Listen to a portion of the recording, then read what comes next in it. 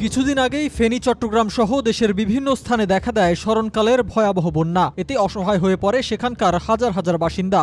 এমন অবস্থায় সেখানে সহায়তা পাঠানোর উদ্দেশ্যে ঢাকা বিশ্ববিদ্যালয়ের টিএসসিতে ত্রাণ সংগ্রহ কার্যক্রম শুরু হয়।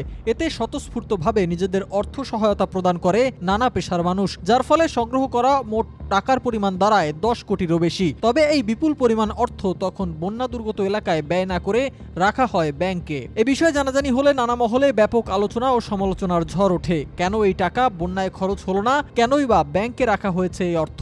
পরবর্তীতে বৈষম্য বিরোধী ছাত্র আন্দোলনের সমন্বয়করা এ ব্যাপারে নানা তথ্য দেয়। এমনকি অবস্থান পরিষ্কার করতে ব্যাংকে রাখা অর্থের অডিট করান তারা। পরবর্তীতে জানা যায়, জমা রাখা এই অর্থ খরচ করা হবে উত্তরবঙ্গের বন্যায়। তবে এবার সামনে এলো ভিন্ন তথ্য। টিএসসিতে সংগ্রহ করা ত্রাণ থেকে 8 কোটি টাকা প্রধান উপদেষ্টার ত্রাণ ও কল্যাণ তহবিলে জমা দিয়েছে বৈষম্য বিরোধী ছাত্র আন্দোলন। দুর্যোগ ব্যবস্থাপনা ও ত্রাণ মন্ত্রণালয়ের মাধ্যমে প্রধান উপদেষ্টার ত্রাণ তহবিলে এ টাকা জমা দেওয়া হয়েছে। বিষয়টি এক ফেসবুক স্ট্যাটাসের মাধ্যমে নিশ্চিত করেছে বৈষম্য বিরোধী ছাত্র আন্দোলনের অন্যতম সমন্বয়ক হাসনাত আব্দুল্লাহ।